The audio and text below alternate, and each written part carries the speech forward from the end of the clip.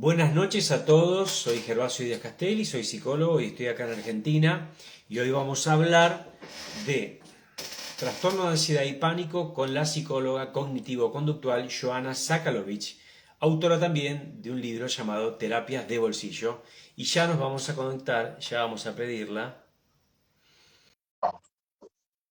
que seguramente ya se está conectando. ¿Me escuchás bien, Joana? ¿Qué tal? Buenas noches, sí, perfecto. ¿Cómo andás, querido? Un gusto estar con vos, che. Hace Lo rato que quería... mismo digo. ¿Me escuchás? ¿Me escuchás?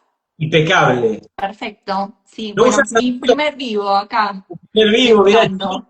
y no usas anteojos, sos mucho más joven que yo. Bueno, gracias.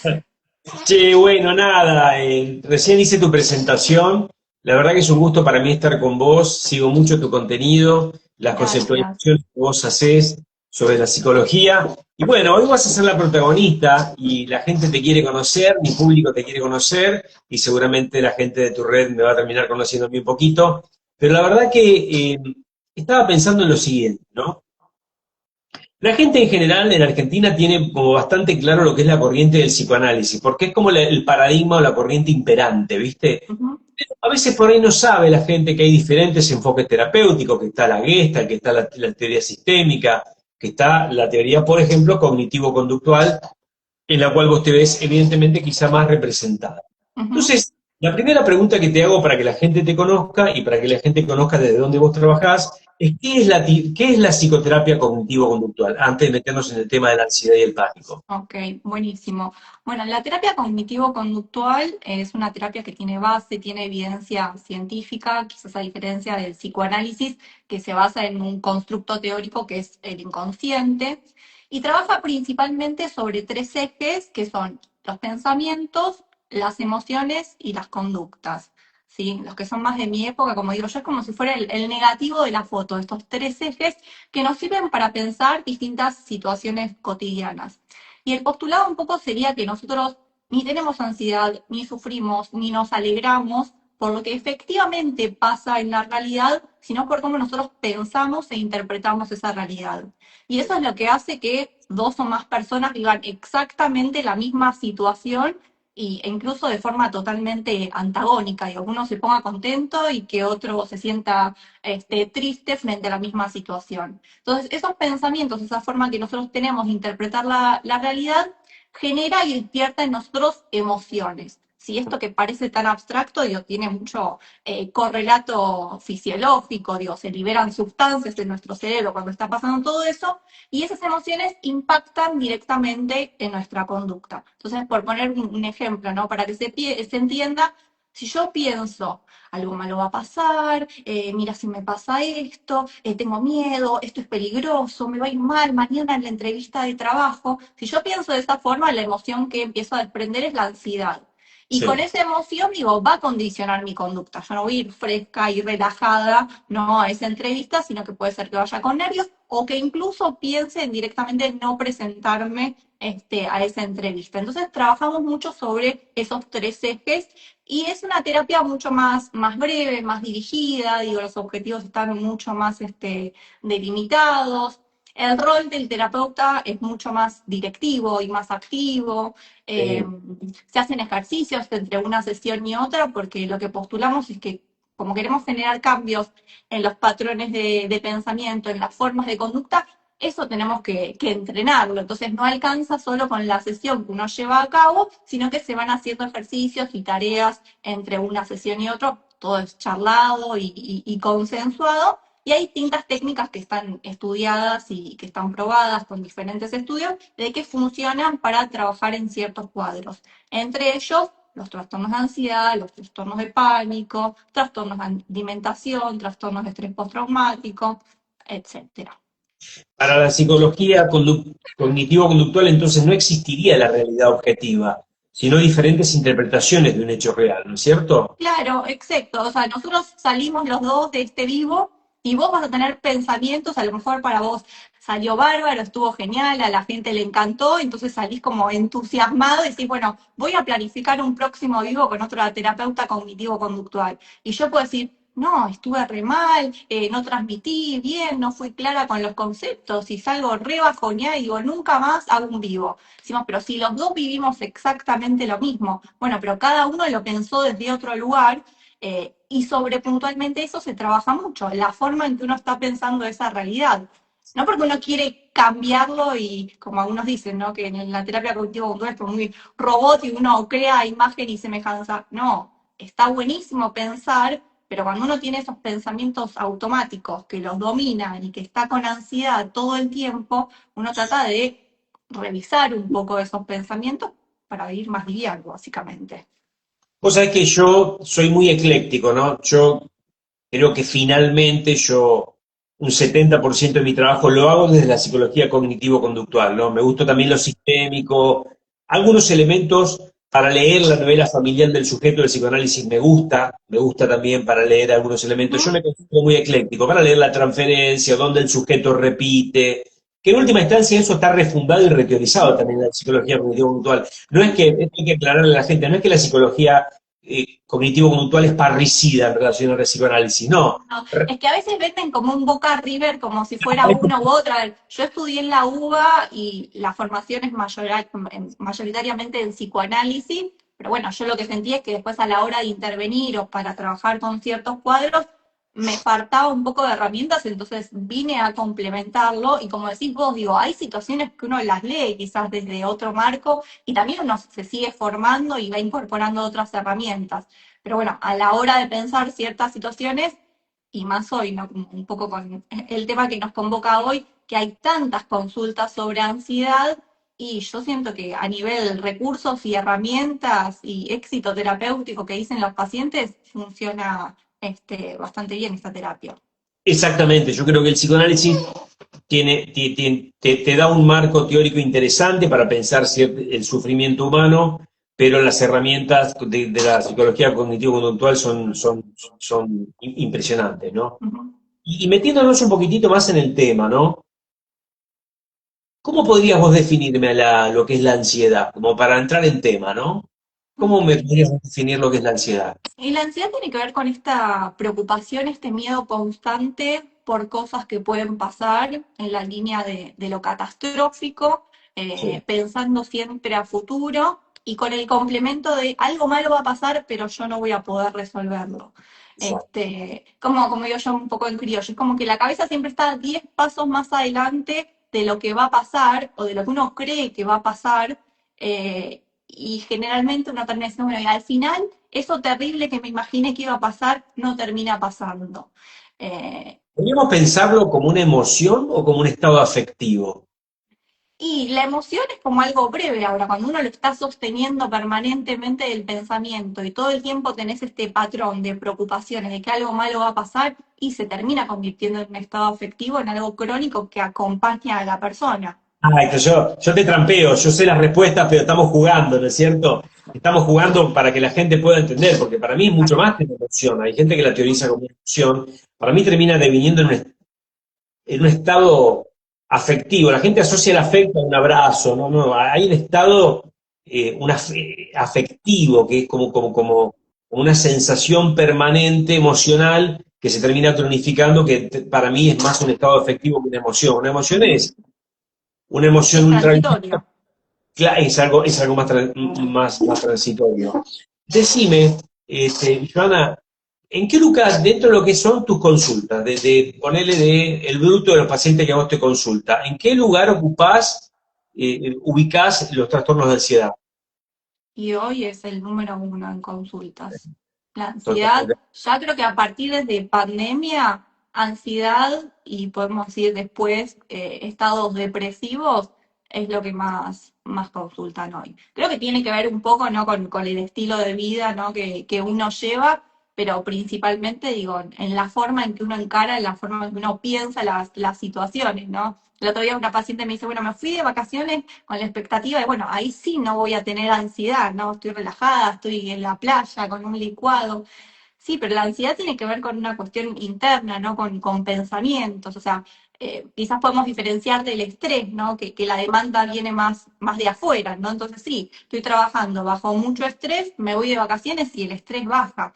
Ahora, si yo tengo ansiedad y me voy de vacaciones y si el avión no llega a tiempo y si la reserva en el hotel se cae y si nos tocan todos días de lluvia y si todo el tiempo, entonces, si yo tengo esa forma de pensar, digo, la ansiedad me va a acompañar y no tiene que ver con un contexto, con una situación puntual. Lo mismo con los ataques de pánico, ¿no? No tiene que ver con el cine, no tiene que ver con el supermercado o con el colectivo, sino con la forma en que uno está pensando. Muy interesante esta diferencia que estableces entre estrés y ansiedad. Yo Ujú. estoy en la playa tomándome un daiquiri, al sol, metiéndome en el agua, bajan los estresores externos. Pero si yo tengo la motoneta del trastorno de ansiedad, lo que nosotros llamamos, si yo tengo establecido, porque quizás también podríamos pensar en lo que es ansiedad normal y ansiedad patológica, ¿no? Para Sí. después meternos más en ese volcán que es Ujú, ser volcánica, que es un pánico, ¿no? ujú. Pero si yo tengo un trastorno de ansiedad franco en mi personalidad de base, me bajan los estresores y voy a estar más tranquilo, pero la ansiedad, como decís vos, no va a bajar. Va a bajar un Tal cual. porcentaje. Es que Un si porcentaje. pudiéramos como simplificar mucho, digo, el estrés podemos decir que la demanda es externa y la ansiedad, la demanda es interna. Entonces, cuando todo el tiempo está pujando desde adentro la preocupación, no tiene que ver con que no me demande mi jefe de afuera con presentar para ayer el informe. O sea, si yo todo el tiempo siento que no llego, que algo malo va a pasar, es una cuestión que tiene que ver, digo, con cómo yo estoy encarando, cómo yo estoy pensando las diferentes situaciones. Por eso la terapia cognitivo-conductual arranca de base trabajando con la parte cognitiva, con los pensamientos.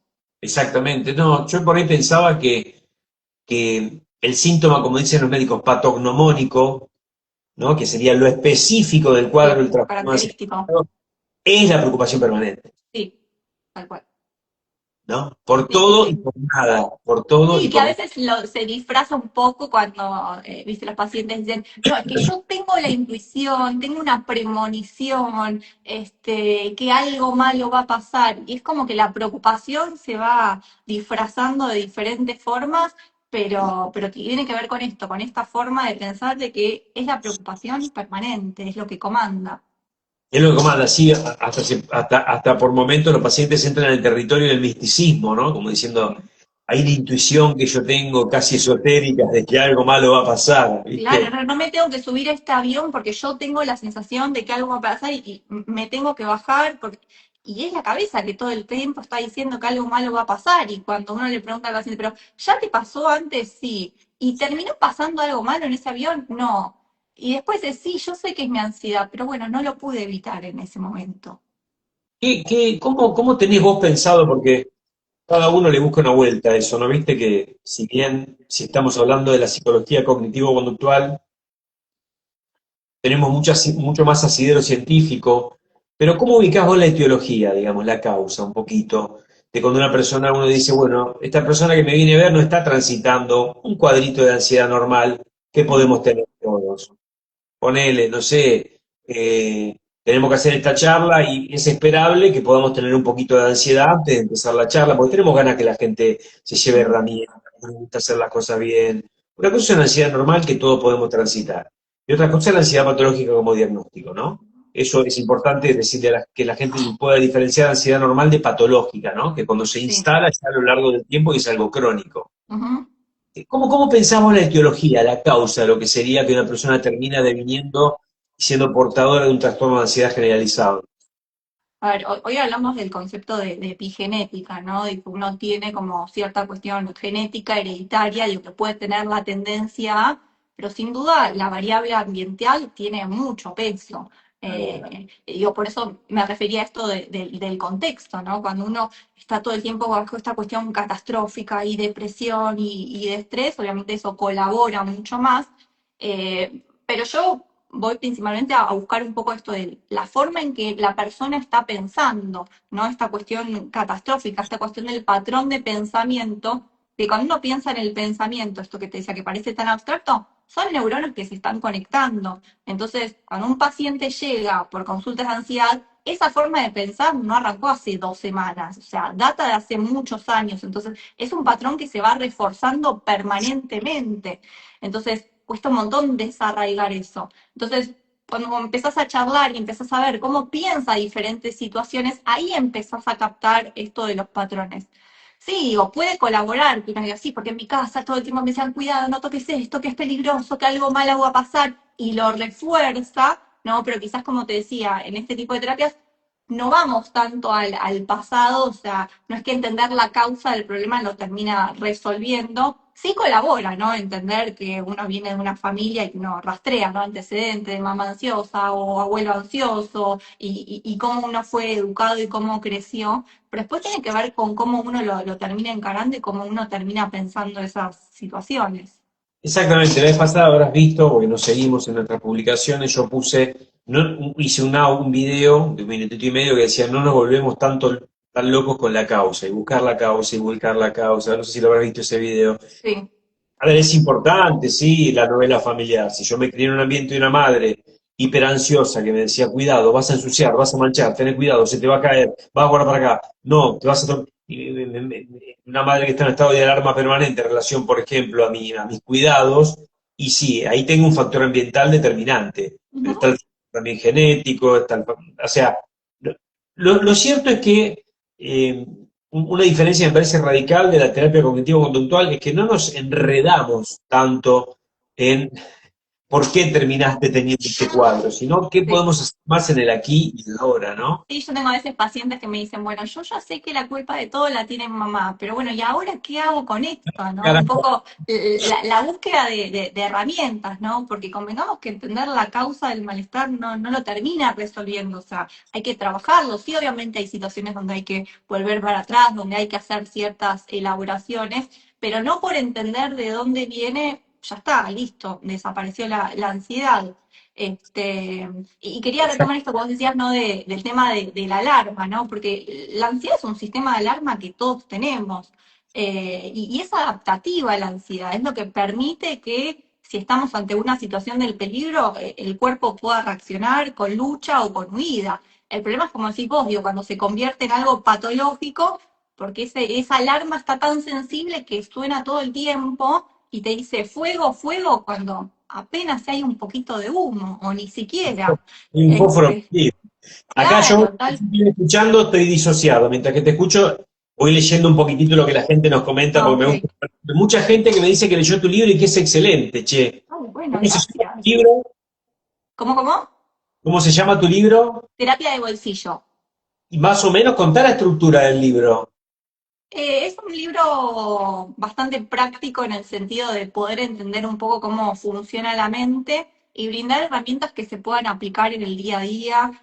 No hay que saber nada de salud mental, no hay que ser psicólogo para entenderlo. Y abordo diferentes temáticas, entre ellas la ansiedad, la autoexigencia, miedo al fracaso, los vínculos sanos y patológicos. Y en todos los capítulos hay algún ejercicio, algo como para que se puedan llevar, para pensar, para hacer registros de pensamientos, de emociones. Es bastante práctico y se lee rápido, por lo que dicen. Como sos vos, Joana, que vas al grano, Ah, no te sí, enredás, no tengo esa capacidad de, yo voy como muy sintética. no te vas hacia la lateralidad. La lateralidad para ciertas cosas en la vida es bueno, pero hacer foco a veces es lo que la gente necesita. Bueno, sí, mucha gente me está hablando está preguntando por tu libro, Terapia de Bolsillo, que lo adquieren en cualquier librería, ¿verdad? Sí, sí, sí, en Argentina está en todo el país y también si no en ebook se consigue por internet. Ah, bien. Bueno, estamos hablando con Joana, ¿cómo es tu apellido? ¿Cómo se pronuncia bien exactamente? Sakalovich. Sakalovich. Joana Sakalovich, y estamos hablando de estas, para los que se están enganchando recién, que veo que entró una oleada, y estamos hablando de terapia cognitivo-conductual y de trastornos de ansiedad. Ujú. Bien, la experiencia que nos muestra que muchas personas con trastorno de ansiedad generalizado, porque de eso estamos hablando de ansiedad patológica y en última instancia de un diagnóstico, Ujú. terminan teniendo cuadros de explosión ansiógena, ¿no? ¿Cómo pensás vos el ataque de pánico dentro del trastorno de ansiedad generalizado? El trastorno de ansiedad generalizada uno lo ve como algo más gradual, ¿no? Como más sostenida y crónica, ¿no? Esa ansiedad que uno lo va sosteniendo. El ataque de pánico es el pico de ansiedad, es como la ansiedad en su máxima expresión y aparece como de forma muy disruptiva, ¿no? Irrumpe y con mucha sintomatología, que eso es lo que más afecta y preocupa. Quizás la parte de la ansiedad generalizada está más en lo cognitivo, ¿no? En los pensamientos, esto que no mencionamos, pero que mucha gente conoce el término de la rumiación, ¿no? Esto de sostener un pensamiento y revisarlo y repasarlo, ¿no? Entonces eso hace que la ansiedad se sostenga. Pero en el ataque de pánico es toda esa ansiedad, ¡pum!, cae de golpe y aparecen las palpitaciones, los temblores, la sudoración, los mareos y el miedo a morir, a volverse loco, que A todo perder eso el tiene que control. ver con, claro, con una interpretación errónea de lo que está pasando el cuerpo, ¿no? Sin caer en el positivismo tóxico, ¿no? Como se dice ahora. Digo, no es que uno va a agradecer tener todos esos síntomas porque realmente se sienten muy desagradables, pero que esos síntomas estén ocurriendo quiere decir que nuestro sistema de alarma está funcionando. O sea, el cerebro mandó la señal de que hay un peligro y el cuerpo está reaccionando para luchar o para huir ante ese peligro. El problema es que no hay un león, no hay un ladrón que nos vaya a atacar, es que esa forma de peligro, digo, puede cobrar distintas formas indistintamente, entonces el sistema de alerta se va activando. Bueno, cuando aparece el ataque de pánico, digo, cae todo junto y genera mucho malestar. Vos sabés que yo tuve la suerte, siempre digo que yo todo lo que me pasó en la vida lo pude capitalizar para entender la mente humana y para mi paciente. Yo tuve ataques de pánico, yo tendría 16, 17 años, mirá, te estoy hablando de hace 35 años atrás, ¿no? En una época en donde no se hablaba, por aquel entonces, no, el trastorno de pánico como trastorno de pánico no se pensaba, pero eso es lo que a mí me llevó a hacer mi primera psicoterapia, que caí en manos de una persona que no lo supo manejar, me lo tuve que regular yo solo, leyendo cosas, investigando, con deporte, con natación, lo resolví yo solo porque caí en un fundamentalista de la palabra, un psicoanalista muy ortodoxo que no me dio la mano, ¿no? Pero realmente, ponerle que es un trastorno que me duró, yo siempre tuve bastantes herramientas, ¿no? Internas, o tuve facilidad para construir herramientas para regularme. Ujú. Este, habré tenido 4 meses. Es realmente una cosa muy complicada un ataque de pánico, ¿eh? La sensación de muerte, la sensación de pérdida de control inminente, la palpitación, la sudoración, la sensación de, de catastrófica, de muerte inminente, ¿viste? Yo cuando viene un paciente que me dice tengo ataque de pánico, jamás le bajo el precio. Primero porque recibo gente con ataque de pánico hace 27, 28 años que laburo de esto, y yo sé el sufrimiento que genera. Y segundo, que no es fácil atacarlo. Cuando ya una persona acumuló tanta tensión y tanta angustia, ¿no? Y encapsuló tantas emociones como para que tener que largarla en forma de una erupción volcánica, Ujú. y el trabajo que hay que empezar a hacer es complejo, ¿no es cierto? Sí, sí. Sí, tiene que ser, digo, como muy gradual, pero también muy directivo, ¿no? Digo, por eso a veces uno no se puede perder con la palabra, ¿y desde cuándo? ¿Y qué pensás sobre esto? ¿Y qué solés hacer? ¿No? Digo, tiene que ser algo bien marcado de cómo acompañar, de qué hacer. Bueno, mi Instagram lo dice, ¿no? Yo trabajo mucho desde la psicoeducación, porque eso Claro. realmente genera mucho alivio entender qué es lo que está pasando. Cuando yo me pongo en maestra ciruela explicando que cuando el cerebro percibe un peligro, ¿no? Como digo siempre, el cerebro no busca nuestra felicidad, nuestro éxito personal o profesional, nuestro cerebro busca nuestra supervivencia. Entonces, cada vez que detecte un peligro, va a poner el sistema nervioso simpático, que es el que activa toda esta sintomatología, en marcha. ¿Para qué? Para preservarnos. Y después, lo que uno tiene que hacer es activar el otro sistema, es el parasimpático, es el que empieza a regular y a desactivar todos estos síntomas. Entonces, cuando uno entiende cómo está funcionando el cuerpo y que el ataque de pánico es horrible, es súper desagradable, pero no es peligroso. Eh, Generalmente ante el primer ataque de pánico, digo, uno termina en la guardia y después viene la parte frustrante cuando el médico le dice, usted no tiene nada. ¿Qué no Claro, tiene? porque te hacen el electro, te hacen estudios, qué sé yo, y después terminas con un sublingual, un ansiolítico y volvió toda la calma. Que además, digo, es muy desagradable, pero un ataque de pánico dura 15, 20 minutos, o sea, después los síntomas se desactivan porque el cuerpo no puede sostener tanto tiempo en ese nivel de activación. Entonces, ya cuando el paciente entiende en qué consiste el ataque de pánico, ya hay algo que genera, ¿no? Un efecto de Eh, calma, ¿no? Porque la tasa de muerte por ataques de pánico es del 0%. Sí, Es sí, horrible, es desagradable, genera mucho malestar. Uno piensa que se va a morir, que se va a volver loco, pero no termina pasando nada. O sea, el cuerpo se activó un montón y después se vuelve a desactivar. Ahora, saber qué herramientas usar en ese momento, porque hasta que uno empieza a trabajarlo en terapia y empieza a trabajarlo más, como digo yo, preventivamente con los pensamientos, que es la base de este dominó que te digo de pensamiento, emoción y conducta, uno necesita herramientas. ¿Qué hago cuando estoy en la mitad del ataque de pánico? ¿Cómo puedo hacer para tranquilizarme, para que esto se desactive? Porque también obviamente genera mucha intranquilidad, mucha inseguridad, porque en el trastorno de pánico ya no es un ataque de pánico, es el miedo al miedo, me puede pasar en cualquier momento, en cualquier lugar. sí. Eh, Interesante también que resaltemos cómo te empieza a limitar la vida. No voy a ir a la fiesta porque me agarró un ataque de pánico. No voy a subir el avión porque no voy a ir a la facultad en el examen porque me agarró un ataque. Entonces termina siendo sí, muy limitante. una sintomatología tremendamente limitante, ¿no es Sí. cierto? Ujú. Tremendamente limitante. ¿Qué relación vos tenés como psicóloga clínica con la psiquiatría? Para, por ejemplo, el trastorno de ansiedad, para el trastorno de pánico. Y en muchos casos es muy útil porque en algunos casos yo, se trabaja sin medicación y en otros es muy necesario. Lo que se evalúa es la frecuencia de la ansiedad, la intensidad de la ansiedad y cuánto está afectando la calidad de vida. Obviamente uno también lo charla con el paciente, psicoeduca. A día de hoy, bueno, vos también lo notarás, ¿no? Hay un poco de resistencia a veces a la medicación, a hacer la interconsulta, como que hasta el psicólogo llegamos, pero el psiquiatra es como bueno, tan Mucho. loco no estoy, pero la realidad es que es esto, como les decía, o sea, como lo que se activa es el sistema nervioso simpático, la medicación muchas veces ayuda a generar esa desactivación, a generar un estado de mayor calma, no suele ser medicación digo, que uno tome como en forma crónica, como en otras patologías, quizás una esquizofrenia, un trastorno bipolar, pero en muchos casos es súper útil, a veces es necesario a la hora de hacer el tratamiento porque eh, cuando tenés un nivel de ansiedad tan alta es difícil poner a la persona a pensar, a trabajar, a hacer ejercicio. Entonces muchas veces la medicación ayuda como a disminuir un poco esa intensidad, a veces la frecuencia de los ataques, a veces lo que se indican es esto de los rescates, ¿no? Ante ciertas Exacto. situaciones, ¿no? Poder, pero la verdad es que me parece que es un recurso más, como ni a favor ni en contra. O sea, cuando es necesario y puede ayudar a la mejor calidad de vida de esa persona, claro que sí. O sea, es muy importante la interconsulta y obviamente trabajar en equipo.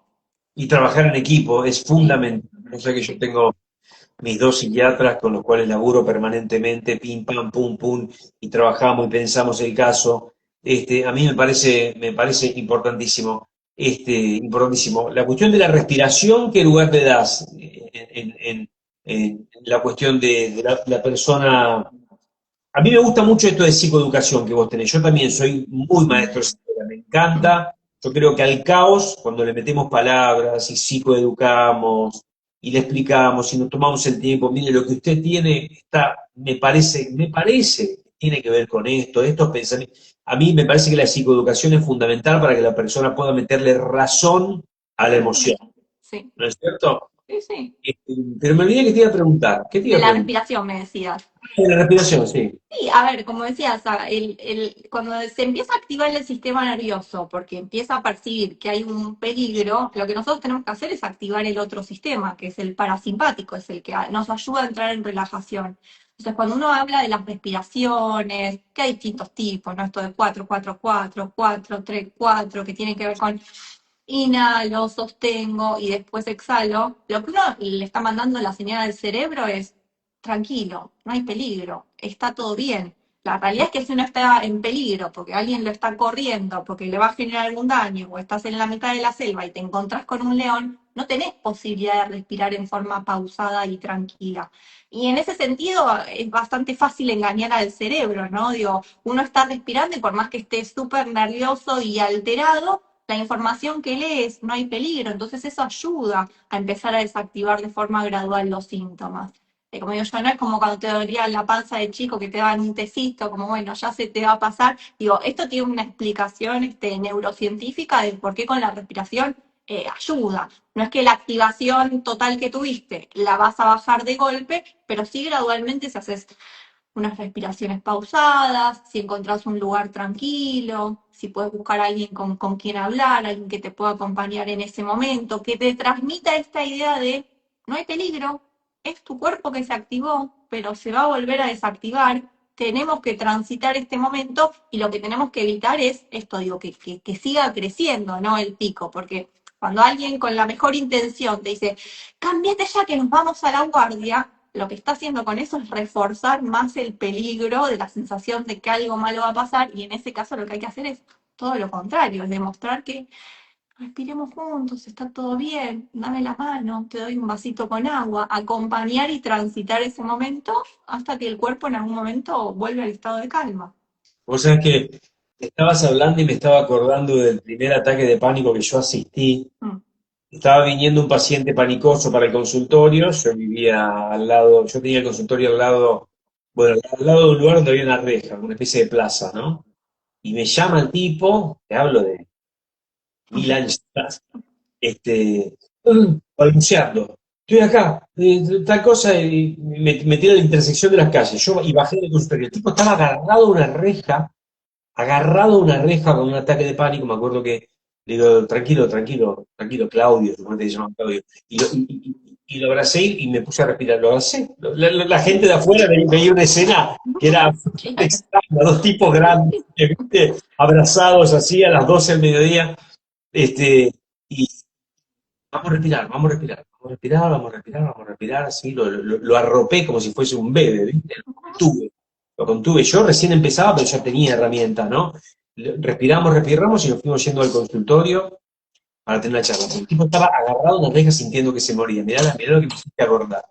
Te hablo de 26 años, ¿no? La importancia de la contención del otro, la contención física, la contención, vamos a respirar, tenemos, no vamos a ninguna guardia, sí, iremos a la guardia, pero eso lo evaluamos después Me cuando ha estemos. pasado pacientes que me llamaron directamente en la guardia, no, me vine a la guardia porque me está dando un ataque cardíaco, me estoy sintiendo muy mal, me pasa esto, el otro, y de repente tenés una charla y vas hablando y vas escuchando a la persona del otro lado, digo, cómo se va relajando, cómo se va desactivando y como, uy, no, y pasa esto, ¿no? Digo, que si bien uno sabe y ya conoce, digo, a veces es caer otra vez en la trampa por eso digo, no es sencillo desactivarlos, o sea, requiere mucho entrenamiento, es a veces muy frustrante del paciente, uno también, ¿no? Cuando lo acompaña, pero es un entrenamiento y cuando uno ya aprende a conocerse a uno mismo, a sus formas de pensar, a las reacciones que tiene el cuerpo y en vez de subirse a ese tren, hace todo lo contrario y ayuda como a bajar la calma. Y como digo yo, metafóricamente digo, cada uno va armando su cajita de herramientas, ¿no? Porque también no es lo mismo las técnicas que uno puede implementar cuando está en su casa, que cuando está en el trabajo o cuando está en una reunión social.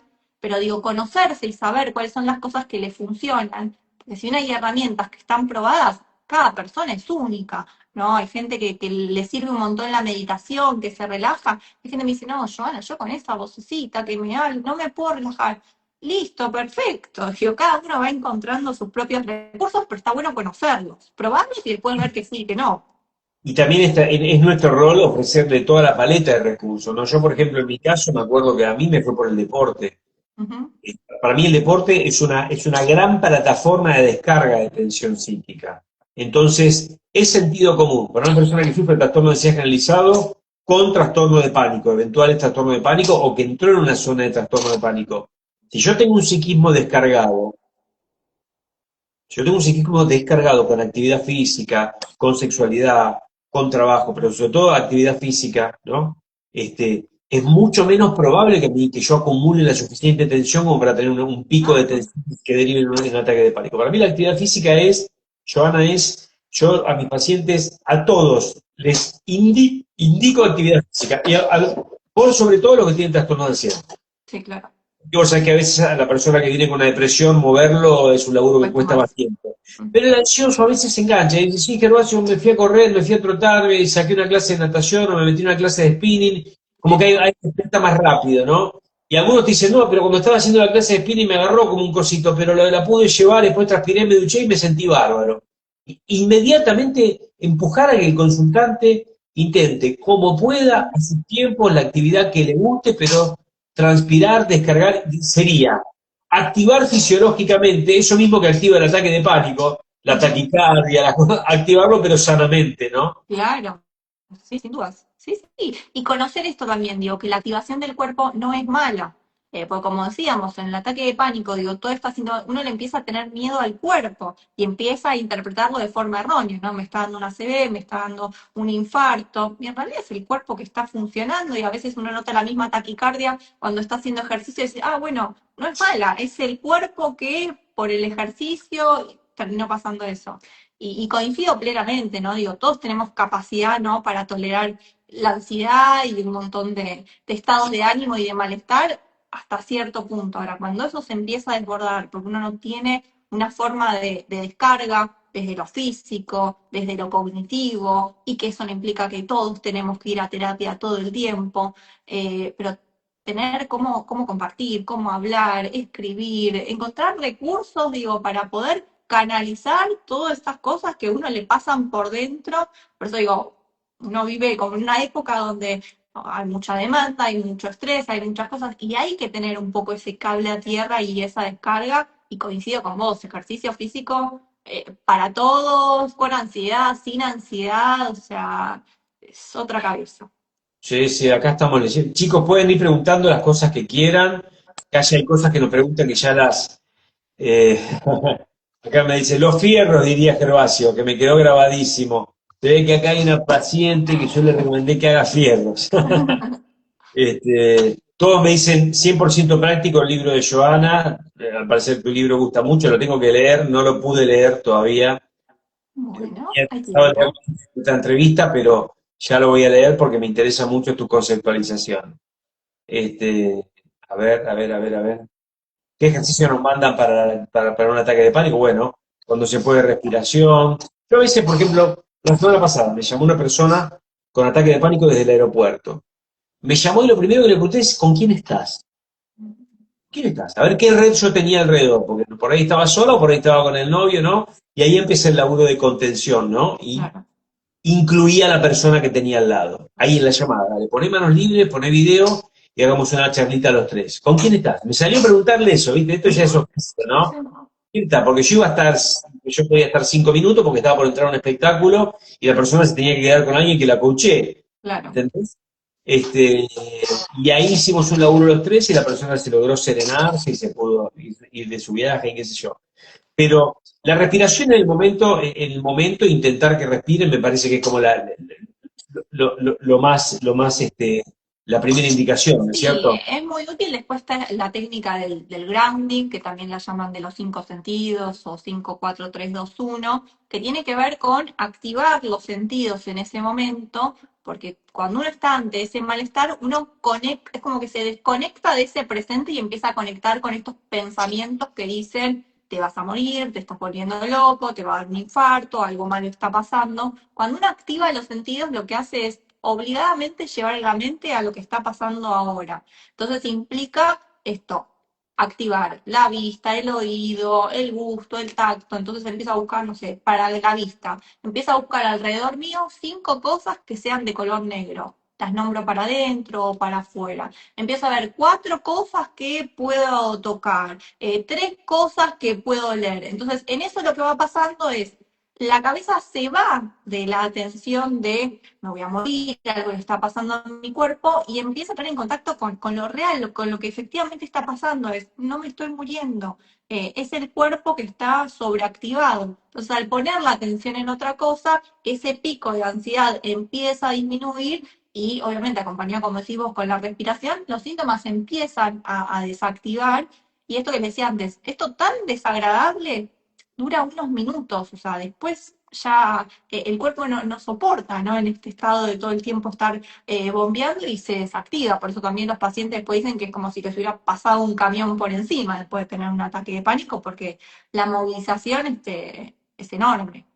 Ahora, qué importante que es que estemos con los consultantes cuando le pasa que, bueno, a veces uno puede no estar porque, no sé, estás en un cine, no escuchas el teléfono, o sea, tenemos una Ujú. vida, pero Sí, sí. qué importancia que en líneas generales podamos estar, ¿no? Ujú. Con el consultante cuando nos llamas en esos estados que son de tanto desborde, de tanta angustia, de tanto, eh, de tanta sensación de fin del mundo, ¿no es cierto? De Sí, tanta sí. sensación de fin del mundo. Yo como una de las cosas que también recomiendo es el frío, porque yo tengo toda una cultura, yo método Wim Hof, bueno, soy nadador de aguas frías, y a veces le digo abrir el freezer, meter las manos, o Ujú. poner hielo en una palangana y me meter las manos y la cara. A mí, o la ducha fría, si está solo no lo mando a la ducha fría, pero si está con alguien que quiere que te acompañe, llevarla de tibia a fría, y si está en la Ujú. casa, si hay un contexto, la ducha fría corta mucho esa emoción excesiva también, Sí, sí, sí. ¿viste? El agua corta Ujú. mucho. Son montones de herramientas que uno va viviendo, más allá de que muchos de los pacientes que nos consultan por trastorno de pánico ya están psiquiatrizados, o están empezando a estar psiquiatrizados, y existe lo que se llama la medicación de rescate, ¿no?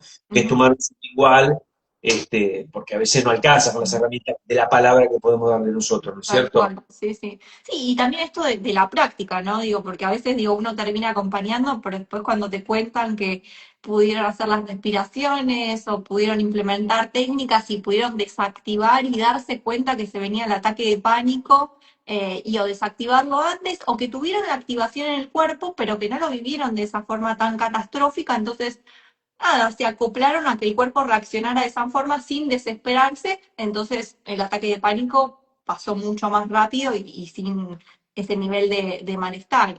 Y después con la práctica, digo, Se van va, aprendiendo a manejarlo. va haciendo cada vez menor. Acá nos preguntan algo Sí. interesante. Cuando la persona sigue evitando y evitando, ¿qué se hace?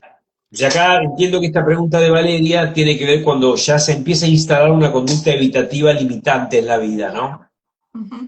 Sí, la evitación lo que hace es confirmar que el peligro está ahí, entonces lo que hace es que el malestar cada vez sea más grande, porque si yo tengo miedo, no sé, a viajar en subte y dejo de usar el subte, refuerzo la idea de que el subte es peligroso.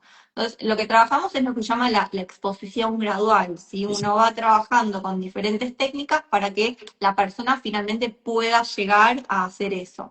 Se trabaja primero desde la palabra, imaginando situaciones, entendiendo el miedo, pensando cosas que podría pasar, desarrollando herramientas de qué pasaría si, no sé, en el caso del subte, de repente que pueda ir un día al subte, mire cómo funciona y se vaya, y cuando se sienta preparado y muy gradualmente, siempre al ritmo, ¿no? Al tiempo del paciente, cuando se sienta como, y con todo un trabajo previo, ¿no? Ya cuando hay evitación, es difícil que uno solo, digo, sin un acompañamiento terapéutico, sin una guía, pueda hacerlo.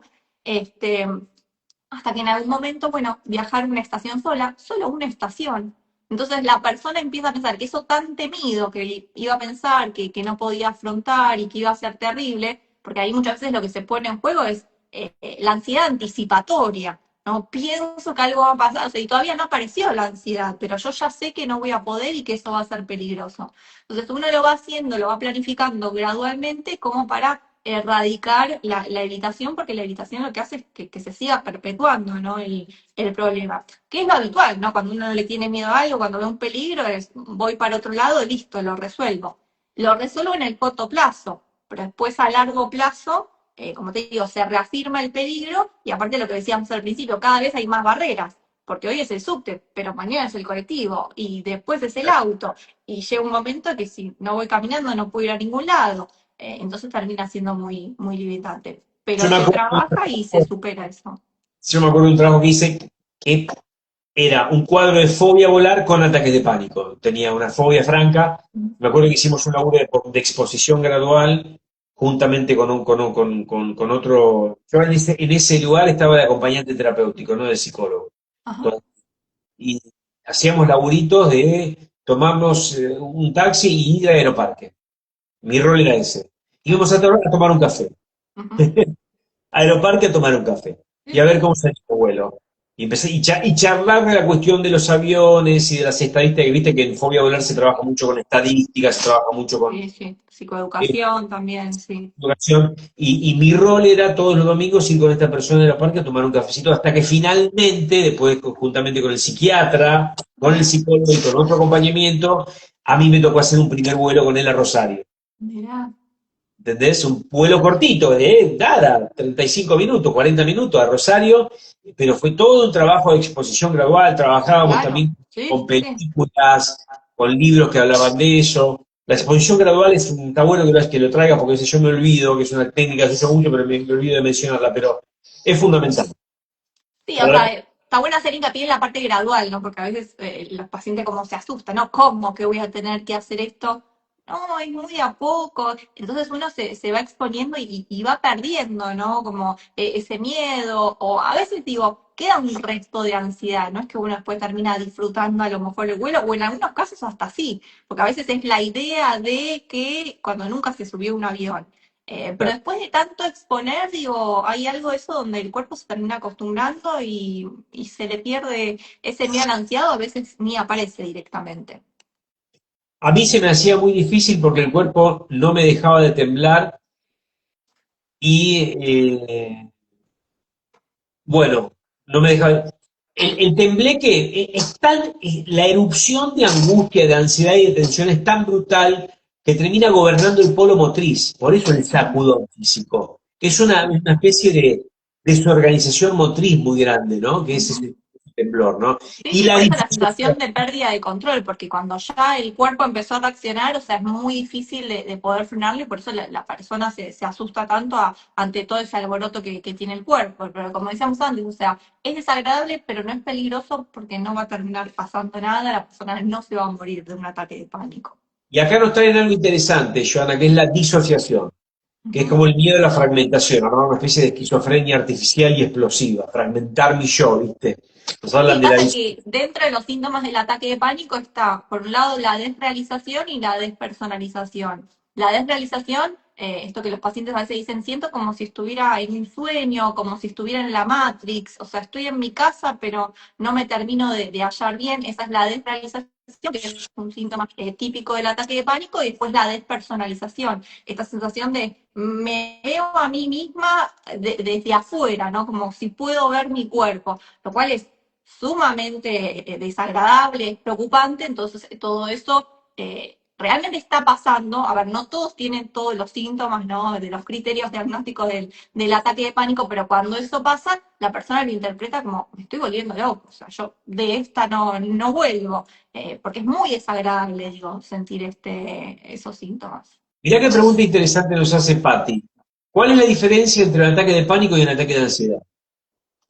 Y en realidad, o sea, en ansiedad, más que ataque, lo que vamos viendo es que es una cuestión gradual y acumulativa, ¿no? Suele ser algo como más crónico, ¿no? Que acompaña todos los días, ¿no? Esa mochila que pesa, esas preocupaciones constantes, esos miedos, y si no llego, y si pierdo el colectivo, y si llego tarde al trabajo, y si mi jefe me dice algo, y si después mi pareja se enoja y todo eso. Ahora, el ataque de pánico es esto disruptivo, que es como si uno pasa de 0 a 100 y te cae toda la ansiedad junta, o sea, no hay como un preámbulo. Esa sería como un poco la La diferencia. esfera de lo motriz, esa cosa Sí, motriz. sin dudas. Podemos ir como más, por encasillarlo en un cuadrito, ¿no? Es mucho más complejo, ¿no? Pero el trastorno de ansiedad generalizada predomina mucho más la parte cognitiva, la parte de los pensamientos, y en el ataque de pánico la parte motora, estas reacciones fisiológicas por los síntomas que hablábamos antes.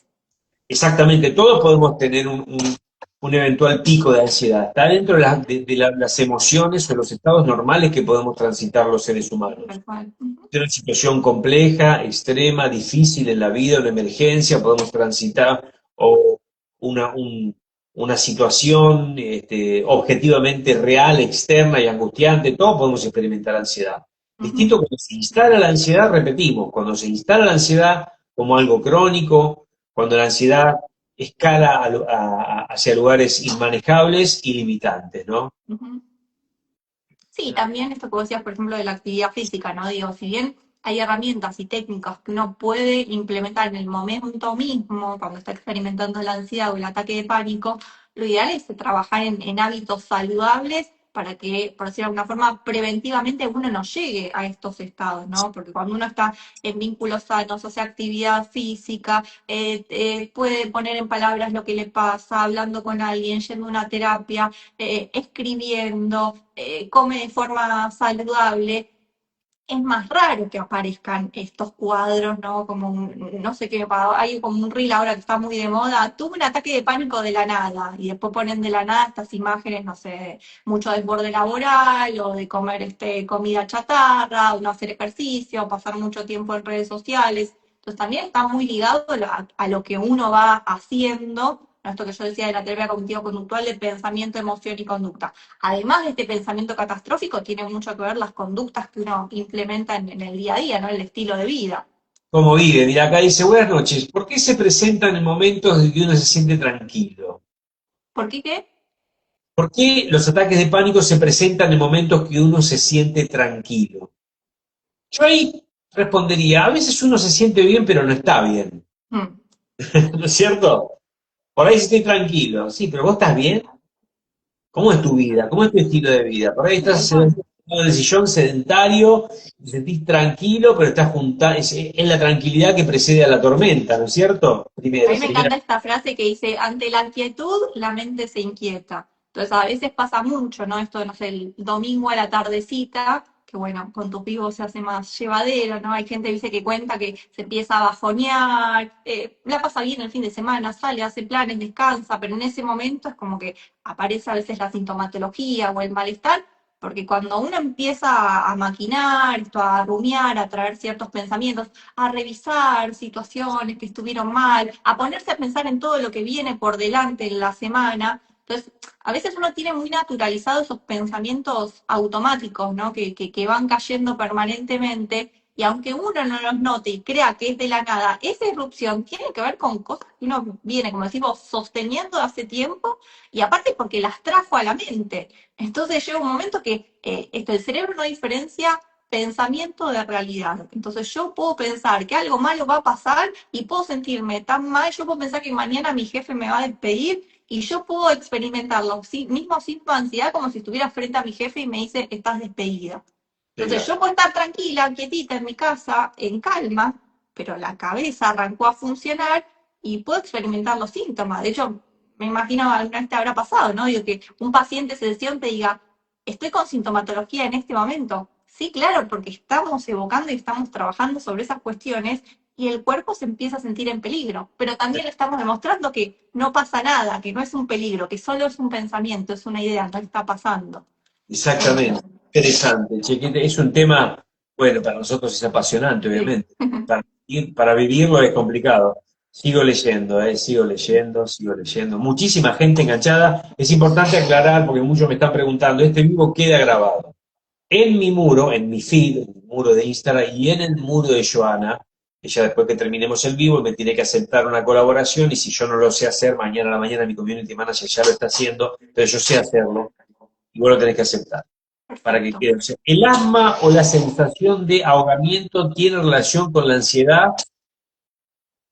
La opresión ¿Vos? en el pecho, la sensación de falta de aire, sí es uno de los síntomas. No el asma propiamente dicho, sino como esta sensación de ahogo, de me falta el aire, sí. Sí, también es cierto, y esto está bueno que lo plantee, es cierto que a veces un ataque de pánico puede gatillar un episodio de asma en una persona asmática. Eso es. Ujú. A ver, un ataque de pánico, de repente no lo estás pudiendo resolver bien, no tenés la contención, no estás en terapia, no tenés medicación de rescate, sos nuevo en la sintomatología, obviamente puede generarte una, algún cuadro. Sí, empezás No a sé respirar más, mal, empezás a hiperventilar, te mareás, sí. exactamente, hay gente que se va por el baño, o sea, puede pasar cosas físicas posteriores de lo que es un gran tsunami, ¿no? Sí. ¿Qué es exactamente el TAG? El TAG es lo que nosotros llamamos el trastorno de ansiedad generalizado, que es un diagnóstico dentro del universo de la psiquiatría que está tipificado en el famoso manual de psiquiatría. Buenas noches, a ver,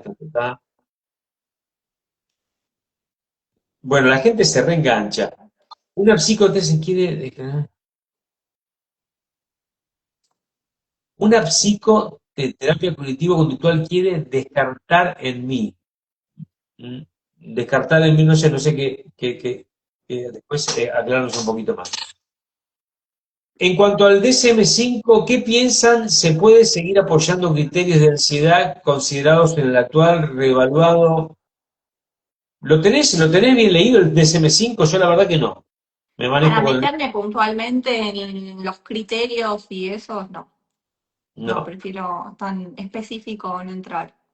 No, no, porque yo, vos sabés que el DSM-4 me lo leí mucho y en las épocas de estudiante me lo leí mucho y cuando laburaba en instituciones era fundamental porque vos tenías que poner los diagnósticos de ahí. Pero el DSM-5 no, no hay mayor diferencia. No hay mayor diferencia entre el DSM-4 y el DSM-5. Ahora hay nuevos criterios, pero son diferentes formas de nombrar las cosas y son afines institucionales o afines de establecer criterios universales, pero se trata de esto de lo que Y estamos también hablando. es importante entender que el diagnóstico, ¿no? No tiene que ver ni con estigmatizar, ni con poner un rótulo. También he escuchado de algunos pacientes que hay terapeutas que no les quieren brindar el diagnóstico. El diagnóstico es útil para entender lo que a uno le pasa y también para planificar el tratamiento, o sea, en ese sentido. Por eso digo, no es tan útil, digo, estar ahí con el tic, tengo este síntoma, tengo esto, es este criterio, este no. A mí me parece, lo hemos charlado, ¿te acordás que una vez en una Sí, charla de la vida lo conversamos? A mí me parece fundamental dar el diagnóstico. Yo no estoy para ujú. nada de acuerdo con que un diagnóstico etiquete, rotule o como lo quieran llamar. Yo voy a un médico y yo quiero saber si lo que tengo es colon irritable o reflujo esofágico, por decirte. Y decime lo que tengo y dame lo que tengo. A ver, en psicología y en psiquiatría debería ser igual. Nosotros tenemos que decirle, mire, usted tiene una distimia. Lo que usted tiene dentro del marco que nosotros trabajamos se enmarca como una distimia o como un trastorno de ansiedad generalizado o hasta inclusive usted lo que tiene estaría en un ordenamiento en la línea del trastorno de personalidad, un Ujú. TLP. No le vamos a decir eso al paciente. Sí, sí, Es sí. su, ¿no te parece que es su derecho, Joana, también?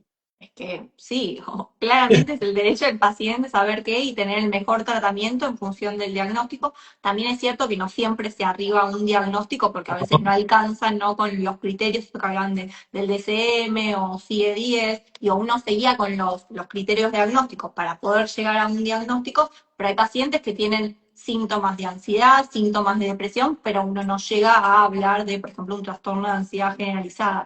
Pero si hay un diagnóstico, claro que sí, poder transmitirlo, poder esto, psicoeducarlo, contarle también en qué se va a ver beneficiado con la terapia, ¿no? Digo, cuáles son los límites, cuáles son las cosas que puede mejorar, en qué consiste tener ese diagnóstico, si es algo crónico, sí, claro, es el derecho del paciente tener esa información. Esa es parte de los derechos de salud mental. A mí me Sí, gusta pensarlo así, ¿no? Tiene realmente el derecho. Está bueno esto que decís, que no siempre tenemos un diagnóstico. Semana pasada me consulta una persona con una situación familiar muy compleja, con niños de por medio. Pero ¿cuál es el diagnóstico? Le digo, no, el diagnóstico es que estás atravesando una situación de vida muy compleja claro. y estás con una ansiedad Ujú. esperable para lo que te está pasando, pero no te puedo decir que tenés trastorno de ansiedad generalizado. Estás atravesando una situación de ansiedad muy grande por una ruptura con chiquitos de por medio, pero estás en la línea de la ansiedad. Ahora, no, no tenés criterios para que yo te diga, Claro. ah, Sí, también lo que pasa, digo, hoy con el exceso de información, digo, que hay por todos los medios y por las redes, que llegan los pacientes y vengo porque tengo y ya vienen con el diagnóstico, que en algunos casos sí, en otros casos, bueno, no es tan así, pero está bueno entender por qué la persona cree que tiene ese diagnóstico y sobre eso poder trabajar y ratificar o decir, no, mira, no coincido con este diagnóstico. Tampoco el diagnóstico es algo que uno hace en una primera entrevista, digo, a veces es necesario, digo, algunas sesiones, pero sí, cuando se llega a un diagnóstico, claro que sí, transmitirlo. ¿qué hacer ante las profecías de autocumplidas ante estados de ansiedad? ¿Qué conceptualizaciones tenés sobre las profecías de autocumplimiento vos? Y la profecía autocumplida tiene que ver con yo pienso que algo va a pasar, por ejemplo, no sé, yo sé que me va a ir mal, explico para el que no sabe, no sé puntual lo que quiere preguntar, porque cosa si lo puede especificar un poco. Una profecía autocumplida es, yo sé que en el examen del mes que viene voy a desaprobar. Entonces yo tengo esa profecía, tengo ese pensamiento. Entonces, la profecía, el riesgo que tiene es que yo termino haciendo cosas realmente en la práctica, desde la conducta, que terminan confirmando esa profecía. Entonces, ¿qué hago? No estudio directamente, no voy a las clases. En el momento de rendir el examen, efectivamente desapruebo. Entonces, uno se queda con yo sabía que esto iba a pasar, como me lo dijo mi cabeza, fue el pensamiento, entonces uno queda atascado como que soy vidente, ¿no? Hice una predicción y en realidad no, terminé desaprobando porque no estudié, condicionada obviamente por ese pensamiento que tuve que me iba a ir mal. Ahora, lo que no entiendo es cómo lo relacionó con el tema del ataque de pánico. Yo podría decir que La el posibilidad de temor, que le va a dar un ataque de pánico. no sé bien por dónde va, pero uno podría decir en la profecía autocumplida que el temor crea lo temido, Ujú. ¿no? Sí, sí, El sí. temor crea lo temido. No terminás.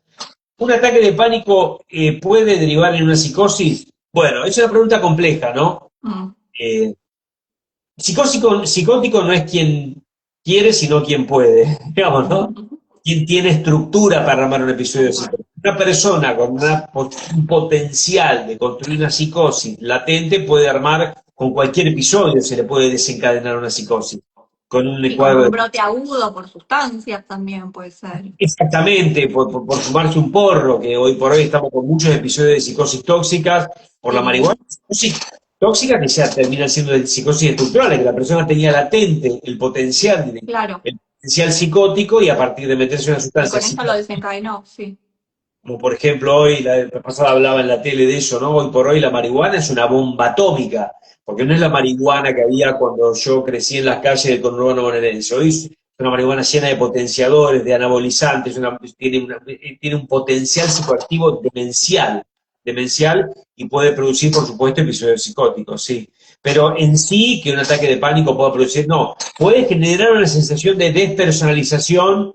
Claro, que es un síntoma que se comparte con la psicosis, pero Exacto, me parece que ujú. es esa la pregunta.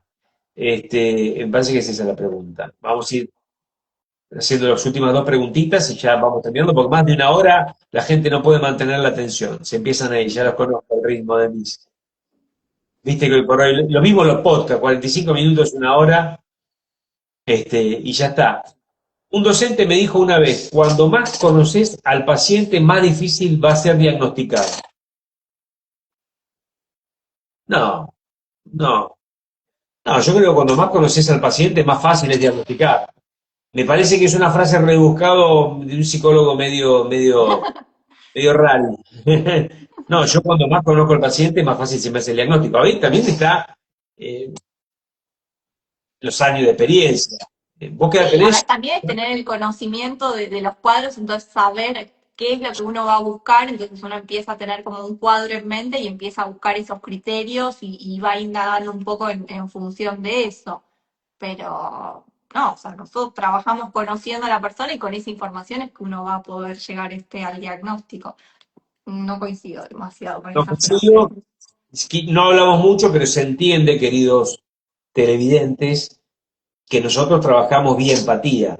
A veces necesitamos una empatía un poquito más fría, o sea, estar empatizados con el paciente, estar metidos en los zapatos del paciente, pero tener la distancia óptima, ¿no? Con lo que llaman en Ujú. psicología la distancia óptima. Ni muy cerca ni muy lejos. Si estamos muy cerca, vamos a estar tomados por el fenómeno del paciente, y si estamos Ujú. muy lejos, no vamos a poder ayudar, ¿no? Pero la base de nuestro trabajo es la empatía. A ver, no tenemos que haber tenido todos los diagnósticos para poder ser operativos, Obvio. porque si no, imagínate, no podríamos vivir. De casualidad, por ahí puede venir yo tuve una depresión porque se murió mi papá, ponele, y bueno, a ver, sí creo que todo lo que nos pasa a los psicólogos en la vida, ¿entendés? Porque vivir es difícil, nos pasan cosas, tenemos pérdidas, tenemos dificultades laborales, tenemos dificultades con los hijos, tenemos dificultades de pareja, como todo el mundo. Ujú. Podemos transitar una depresión reactiva porque tenemos una pérdida, podemos transitar un momento de ansiedad, podemos tener un burnout los que Sí. laburamos en salud. Yo a los 30 años tuve un burnout, laburaba en clínica, laburaba en cárcel, laburaba en el centro de detención para las adicciones, no tenía un sope, tenía que laburar guardia los domingos, tuve un burnout. Lo que aprendí de ese burnout, nunca más en mi vida tuve estrés laboral, porque aprendí un montón de ese episodio y me sirvió muchísimo para ser muy eficiente como psicólogo en personas que tienen síndrome de cabeza quemada, que tienen exceso de laburo.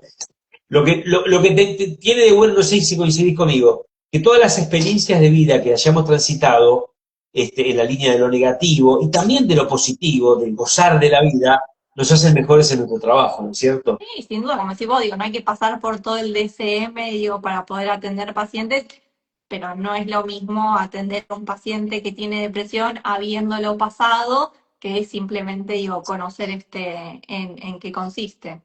Exactamente. Bueno, mucha persona en la línea de preguntándonos por la palpitación y la opresión en el pecho. Sí, son síntomas patognomónicos, chicos, del ataque de Sí. pánico, no se asusten. Ujú. La pata de elefante en el pecho, la ausencia de respiración, el miedo de control. Un poco a modo de finalizar. Primero, la gente. Esto tiene tratamiento.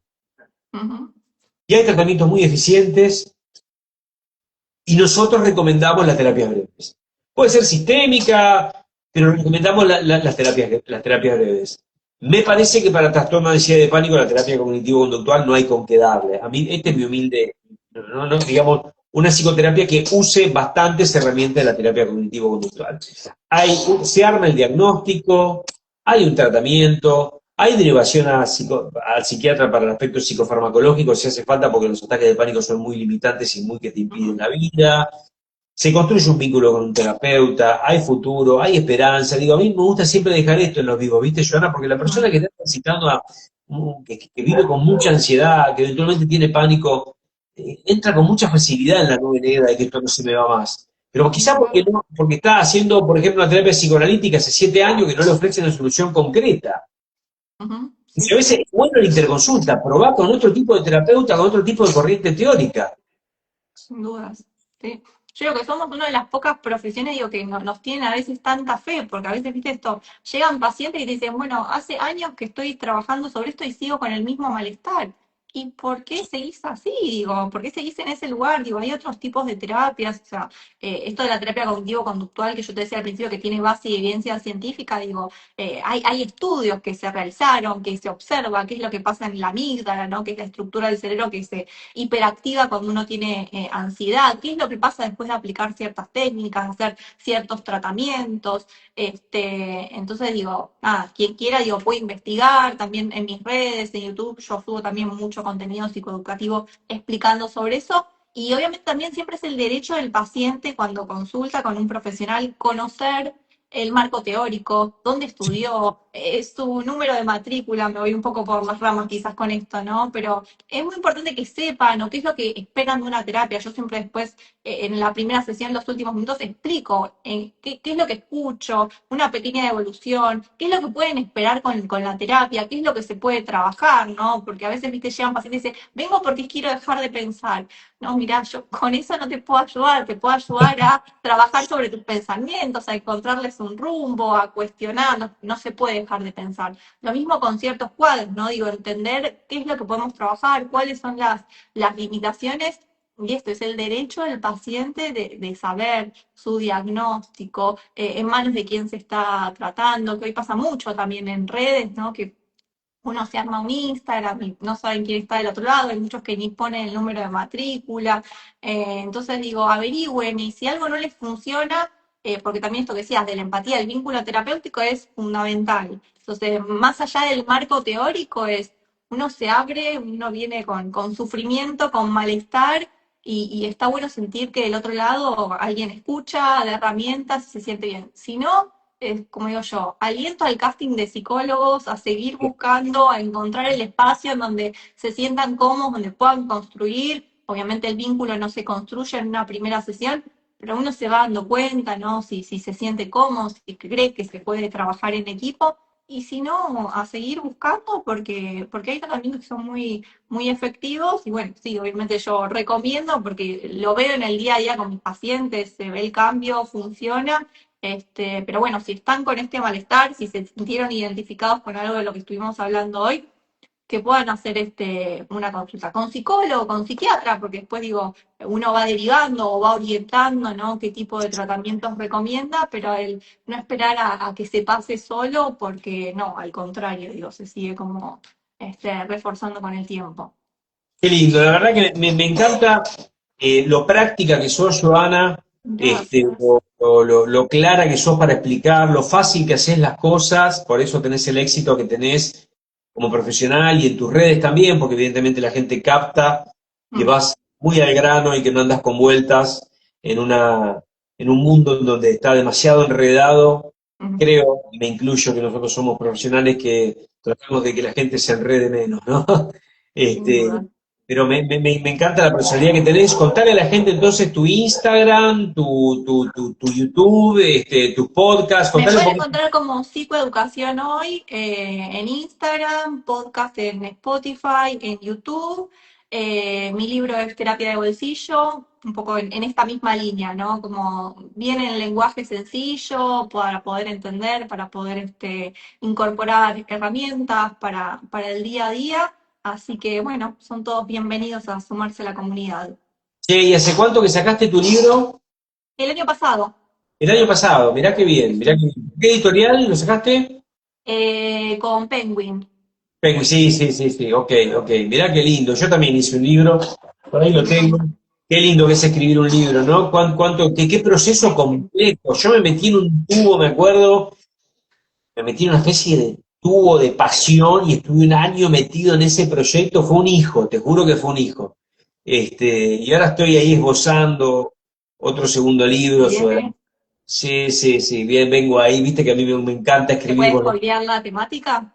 sí, va a venir por el lado de la voluntad, el rol de la voluntad en la depresión, viene por el lado de cómo construir voluntad, ¿no? Estoy leyendo mucho el estoicismo hace muchos años, porque yo vengo de familiares que están en el tema de la filosofía, estoy leyendo mucho el estoicismo, que o sea que el estoicismo, la psicoterapia cognitivo-conductual saca mucho del estoicismo, Sí, y estoy ahí viendo un poco por esa línea, que son un poco mis pasiones, la filosofía, la psicología. Vamos a ver qué sale. bueno, estaremos a la Este, espera entonces. Espera, Joana, la verdad que un gustazo haber compartido. Igualmente, muchas gracias por el espacio, una linda experiencia. Olvídate, ya vamos a hacer otros con diferentes temáticas y bueno, la gente ahora te va a empezar a seguir y vamos a intercambiar seguramente seguidores. Ahí decimos también tu Instagram para los que lo ven en el mío. En el tuyo, bueno, yo soy Díaz con Z, guión bajo, Castelli con doble L. Y bueno, acá estoy yo siempre subiendo mis famosos cartelitos. Yo empecé a escribir carteles escritos cuando todos me decían, no, Instagram es imagen, Instagram es imagen. Yo dije, yo voy a hacer que la gente lea y me empeciné en estos carruseles de 10 porque Que la soy... gente busca contenido que les sirva, o sea, que puedan aprender, que sea útil, con imagen, con video, digo, cada uno va teniendo el estilo, pero lo importante es que sea esto, conocimiento certero, Conocimiento tal útil. cual. Yo, un gustazo haber estado con vos. Igualmente, buenas Nos vemos. noches y un saludo para todos. Dale, che, gran saludo. Chao, Chau, chau. chao. Al contrario.